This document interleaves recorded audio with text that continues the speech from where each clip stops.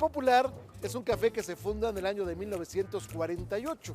Originalmente se llamaba El Bohemio, eran dos socios chinos, uno de ellos sobrevive, Luis Enfuy, y él va a crear este café que, bueno, pues va a tener una larguísima historia de él. Vamos a hablarle en este capítulo, en esta escena de nuestra leyenda urbana del día de hoy. Mi nombre es Alberto Barranco Chavarría y le doy las gracias por recibirnos en su casa y le vamos a contar las historias, las anécdotas, todo lo mucho que hay que decir respecto de los cafés de Chino. Repito, una estampa que se quedó viva no solamente en el centro histórico, en el México Viejo, sino en el escenario de la cultura de la Ciudad de México.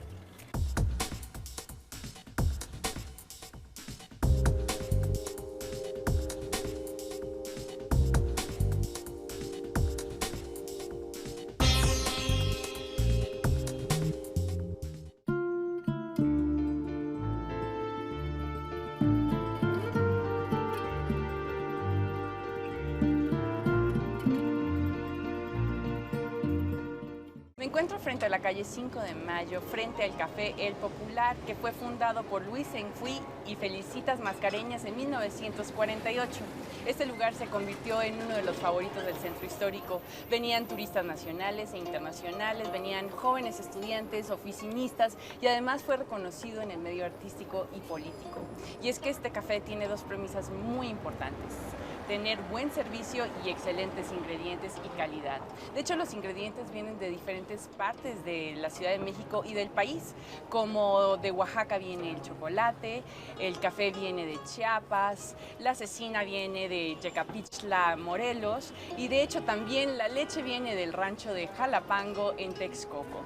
Nosotros estamos en Leyenda Urbana, yo soy Cintia Francesconi. No olvides escribirnos a leyendaurbana@proyecto40.com.mx y de entrar a nuestra página web www.proyecto40.com.mx. Comenzamos este programa aquí en el Café El Popular.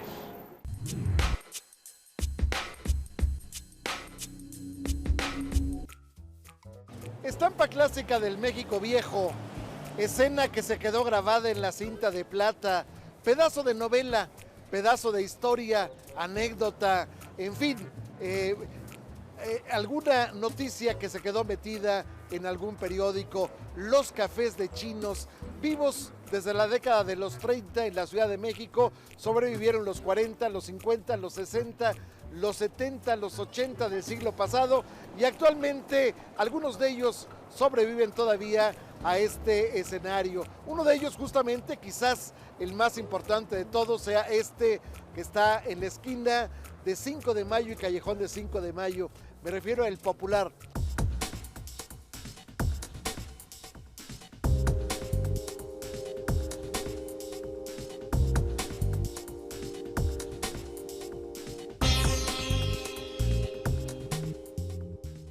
¿Qué se requiere para que un café de chinos llegue al escenario de las guías de turistas de Alemania, de Japón, de los países europeos? Yo diría que una sola palabra resume esto, que es la tradición. Esto es lo que lleva a que le dé la vuelta al mundo la historia de este café, El Popular.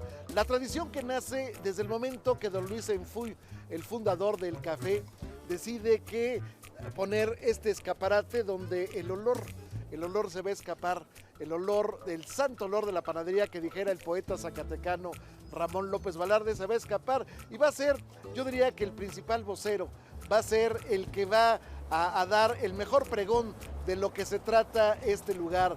Al Café El Popular llegaban durante muchos años revolucionarios, gente del Partido Comunista, llegaban obreros, llegaban trabajadores, llegaban, en fin, profesionistas que venían al escenario del centro histórico, entonces, digamos, el ombligo de lo que era la capital del país. Por primera vez aquí se empezó a vender la comida corrida para los trabajadores bancarios, que tenían apenas en ocasiones media hora. Entonces los platos se servían uno tras otro, se formaban para que rápidamente pudieran llegar, comer y salir a tiempo apenas los trabajadores bancarios.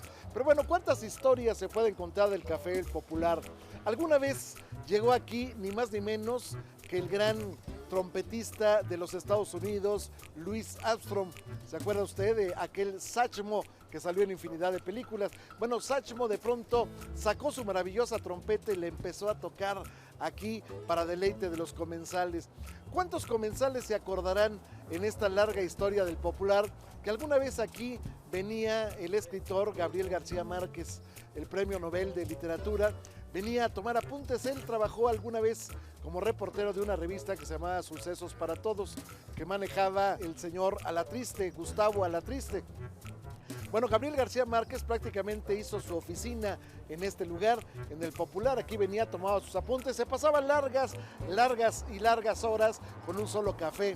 Aquí también, con un solo café, se sentaban en alguna ocasión, en más de una ocasión, Ernesto Guevara de la Serna, conocido como el Che Guevara, y Fidel Castro Ruz, el hombre que encabezaría la revolución cubana. Bueno, ambos en alguna forma se reunían en este lugar para poder planear, para poder trazar el escenario de cómo iban a derrocar a Fulgencio Batista. Pero don Luis, el dueño original de este café, el Popular, bueno, tuvo una idea: hacer las tertulias. Las tardes se hacían largas a través de la tertulia que se hacía, donde de pronto alguna persona que estaba entre el público declamaba, de pronto alguien del público sacaba una guitarra, tocaba, y de pronto, bueno, pues alguien también leía alguna composición que consideraba que era digna de ser conocida por el público. Las tertulias de don Luis Enfuy. La historia es larga, se la vamos a contar a pausas, pero también le vamos a meter el escenario de lo que han sido los cafés de chinos en la Ciudad de México. Pero bueno, el principio, el origen, el ombligo de los cafés de chinos se ubica en el olor de la panadería, el olor de los panes recién hechos, el sabor, el color de los hornos que tienen los cafés de chinos y que todavía están a la vista de la gente.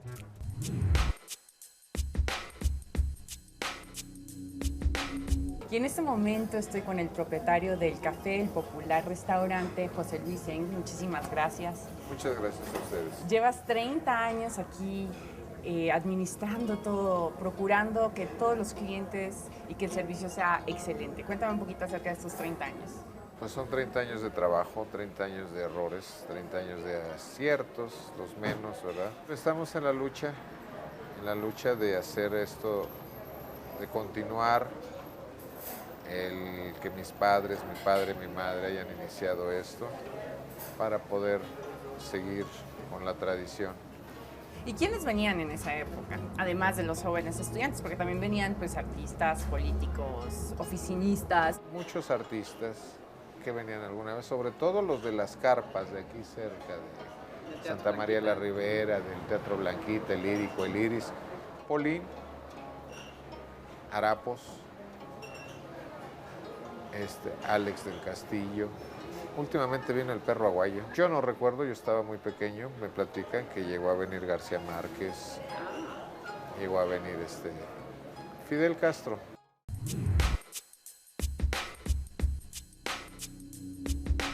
¿Qué cantidad? Buenos días. Buenos días. Así está bien, gracias. Gracias. Estampa clásica del México de los 50, que llegaba uno a un café de chinos, le servían un vaso alto, una cuchara larga, y bueno, siempre la mesera invariablemente preguntaba cuánto de café. Si se pasaba uno, quizás ya no dormía esa noche, si se le pasaba un poquitito, pero la mesera siempre traía las dos opciones, y naturalmente el pan. Se servía una charola, se iba integrando pues el que iba a ser el desayuno o la cena o la merienda de una persona, y posteriormente, bueno, pues ya se iniciaba el rito, cualquiera que sea, ¿cierto? En ese mismo marco podemos hablar de la sinfonola clásica de los cafés de chinos de la década de los 50. La sinfonola que tocaba Frenesí, que tocaba Amor Perdido, que tocaba Aventurera, que tocaba las canciones del maestro Agustín Lara, por ejemplo. Y bueno, naturalmente había una imagen de la Virgen de Guadalupe que estaba en alguna forma presidiendo el lugar. Había también una imagen de Buda, Y en la caja, una caja que siempre estaba generalmente al lado de la barra, la caja, una caja desvencijada, estaba el chino, el encargado, que en su momento pues estaba cuidando todo el movimiento. De pronto llegaba algún vendedor, llegaba, por ejemplo, un vendedor de estampitas religiosas, por ejemplo, llegaba el clásico, el hombre de la cajita de los toques. Esto era pues un acontecimiento impresionante en ese tiempo, llegaba y bueno, pues los hombres que estaban ahí se retaban entre ellos a ver quién aguantaba más los toques de la cajita, pero también evidentemente en la estampa clásica de los cafés de chino llegaba el organillero con sus notas de nostalgia. Alguna vez en un café de chinos de la calle de Álvaro Obregón, donde se quedó la tradición y se modernizó, bueno, ahí estaba el maestro Agustín Lara. De pronto él estaba cenando, estaba tomando su café con leche y de pronto escuchó que estaba tocando un organillero y se le ocurrió aquella canción inolvidable que cantaba Hugo Avendaño, El Organillero, que dice: cantando por el barrio del amor, se cansa mi organillo de llorar, se mete en las orejas un rumor y se oye por todita la ciudad. Cantando por el barrio del amor, se cansa mi organillo de llorar, se mete en las orejas un rumor y se oye por todita la ciudad.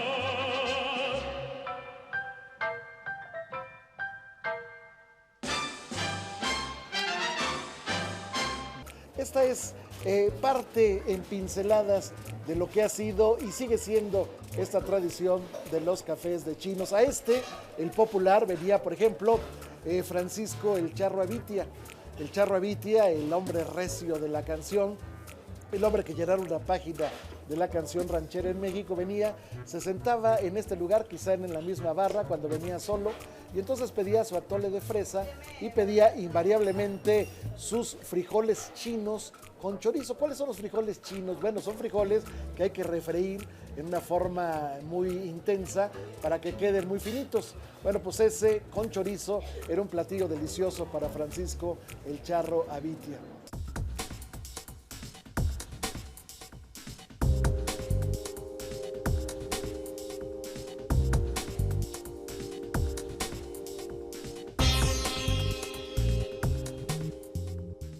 En México habían aproximadamente 13.203 chinos. El estado donde más habían chinos era Sonora, después el Distrito Federal, el estado de Chihuahua, Yucatán y Sinaloa. Un dato curioso es que de esa cantidad de chinos, solamente 82 personas eran mujeres. Nosotros estamos en Leyenda Urbana en este programa dedicado al café, el popular y a los cafés chinos. Volvemos. Las expresiones culturales son el alma de un país. Sus proyectos generan una sociedad reflexiva y crítica, y esas manifestaciones son merecedoras de tiempos inteligentes de esparcimiento que nos llevan a complementarnos internamente.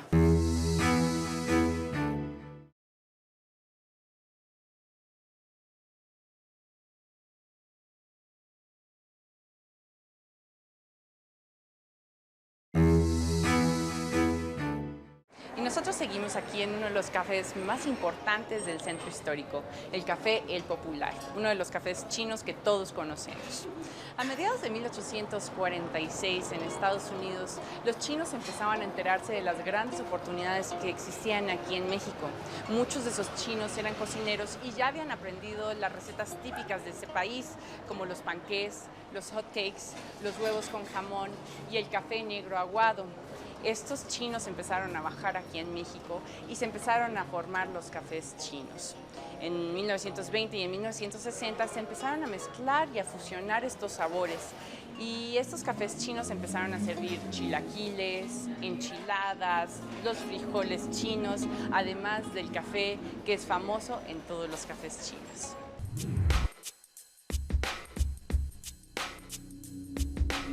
Este banquete que tengo aquí es el clásico de un almuerzo en un café de chino.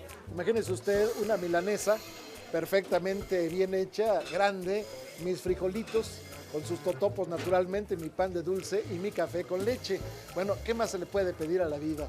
En este escenario mismo se grabó una película que se llamó justamente Café de Chinos, se graba en 1949. El escenario es el típico de un café de chinos. La película la dirige Joselito Rodríguez. Están en ella el actor Abel Salazar como primera figura, Amanda del Llano como la heroína, por decir, de la película, y aparece también Carlos Orellana. Carlos Orellana hace el papel del chino, el chino que efectivamente tiene su Buda en el lugar, pero que de pronto, bueno, pues llega esta mujer, Amanda del Llano, se desmaya en pleno café de chinos y las meseras le piden al chino que le dé trabajo. Finalmente el chino se compadece de ella. Esta mujer tenía una hija, esta niña pues es muy admirada, muy querida por el chino, y finalmente, bueno, pues llega el momento en que él se encariña tanto con la niña que se convierte al catolicismo. En lugar del Buda aparece una imagen de la Virgen de Guadalupe.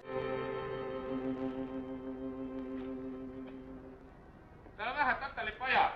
Dile ahí, pronto, muchachos, sirve café. Así no son las que está señor pidiendo café nomás. No palatica con clientes, sirve pelonto. Órale, mi lucha, viene un cafeciano, pero bien calenturiento. ¿Cómo lo vas a tomar? ¿Solo con leche? Con harta lechuga pasteurizada. ¿Cuántas escenas más podemos hablar de los cafés de chinos? Ahí le va otra. Hay una novela que se llama El complot mongol. Bueno, en esta novela la inmensa mayoría de las escenas se desarrollan en un café de chinos. El investigador privado está en un café de chinos, ahí recibe prácticamente su oficina, en donde va a descubrir justamente este complot mongol. Liu, ¿tú mataste a Martita? Sí. Espere, Filiberto. Usted envió a esa mujer para que vigilara al señor García. Eso ya no importa. ¿Quién está detrás de todo esto? ¿Agentes de la China comunista? ¿Qué es lo que realmente traman? Pero bueno, hay una escena también verdaderamente maravillosa, mágica, yo diría romántica, del México de los 50, 60. Había una revista que se llamaba Confidencias de Mujer. En esa revista Confidencias de Mujer aparecía una sección de cartas que se llamaba Rincón Sentimental. La gente enviaba una carta y decía, bueno, pues yo soy un hombre guapo, afortunado, tengo una buena posición, soy un agente de muchos estudios, y entonces, desde luego que soy una gente decente, honrada, trabajadora, y quiero relacionarme con una mujer que tenga tales y cuales características, que no pase de 40 años, que tenga esto, que no tenga hijos, o que sí tenga, que tenga hermanas, que vive en la Ciudad de México, etcétera. Bueno, de pronto, la mujer que había mandado también pues una carta similar, se cruzaban y se encontraban. Y entonces, ¿qué iba a pasar? Bueno, pues se citaban en forma epistolar, mandaba una carta y decía, ¿cómo le hago para poder encontrarte? Pues nos vemos en el café de chinos llamado El Popular. Y entonces decía, ¿y cómo le voy a hacer para poder reconocerte? Y bueno, pues decía simplemente que le iba a reconocer a través de una imagen, por ejemplo, un clavel en el ojal. Por ejemplo, la señora traía un tocado impresionante de flores o un sombrero de flores. En fin, había una seña que permitía identificarse y ahí nacía el romance y a veces nacía también el matrimonio. ¿Cuántos casos se dieron en esta revista, repito, Confidencias de Mujer, en donde pues la gente se carteaba y a veces se encontraban ahí las parejas?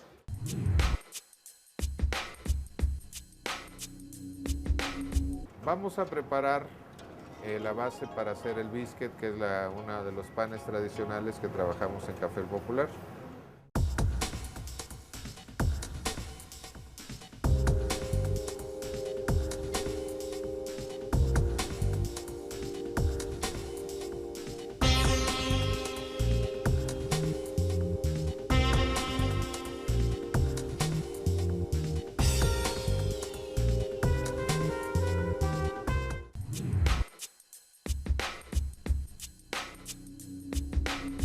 En el centro histórico de la Ciudad de México estaba, decíamos al principio del programa, el ombligo de la ciudad, la base, el centro de la ciudad.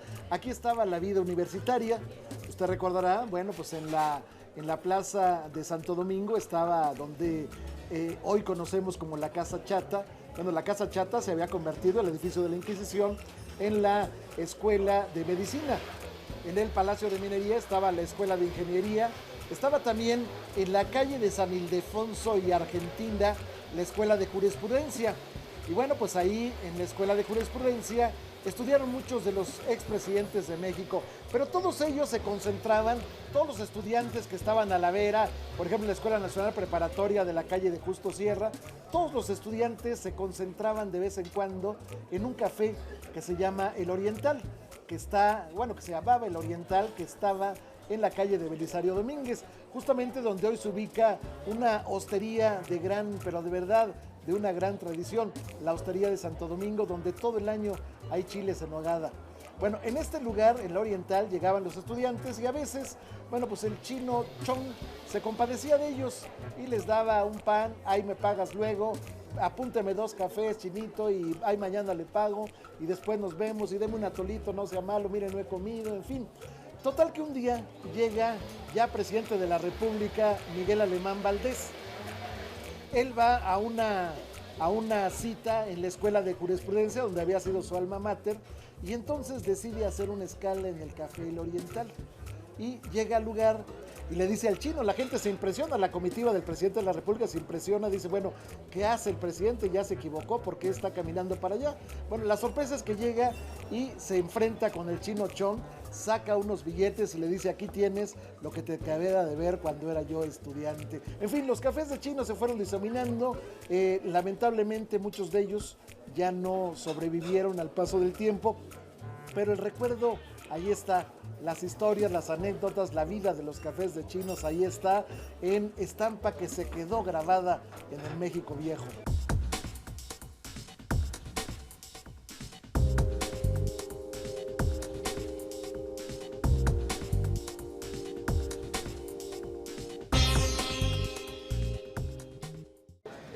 Una de las razones más importantes por las cuales los cafés chinos tuvieron tanto arraigo aquí en las tierras mexicanas era que aquí en el centro histórico había una gran actividad económica.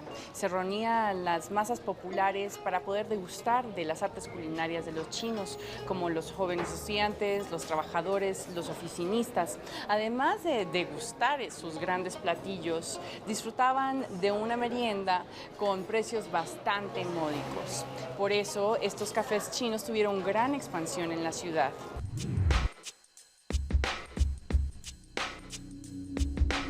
Instrumento indispensable para un café de chinos, además del café con leche, es el atole. Y si es de fresa, cuanto mejor. Pero bueno, los panes, los biscuits es la tradición más socorrida de los cafés de chinos. El biscuit que se hace en los mismos hornos del lugar. Pero también, bueno, pues vamos a hablar de una gran cantidad de panes. Desde chuy de piña, desde pais, desde alamares, desde cercas, podemos hablar también de conchas, podemos hablar de panqués, en fin, no terminaríamos de mencionar todas las grandes variedades de pan, las muchas variedades de pan que todavía se mantienen en este lugar. Pero bueno, resulta que José de la Colina, uno de los grandes escritores contemporáneos, escribió un cuento que se llama La princesa del café de chinos. El escenario, él dice, era original. El escenario parte de una historia real. Estaba un café de chinos en la esquina de Isabel la Católica y El Salvador. En ese lugar, bueno, pues nos describe José de la Colina la forma clásica, el dueño, el chino, sentado leyendo el periódico, a veces lo leía de pe a pa, como decimos vulgarmente, lo leía completito el periódico, la caja registradora vieja, desvencijada, naturalmente el Buda al lado, y arriba del Buda la imagen de la Virgen de Guadalupe. Bueno, estaba el chino tradicionalmente haciendo eso, de vez en cuando, bueno, pues regañaba a alguna de las meseras, pero la mesera estelar, la más importante del lugar, era justamente la hija del dueño. Su nombre era Rosalí.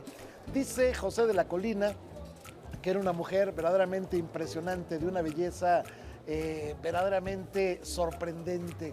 Bueno, de pronto José de la Colina, pues con cualquier pretexto, un cafecito con leche, a veces un bolillo, no alcanzaba para más. Y bueno, pues iba constantemente a este café.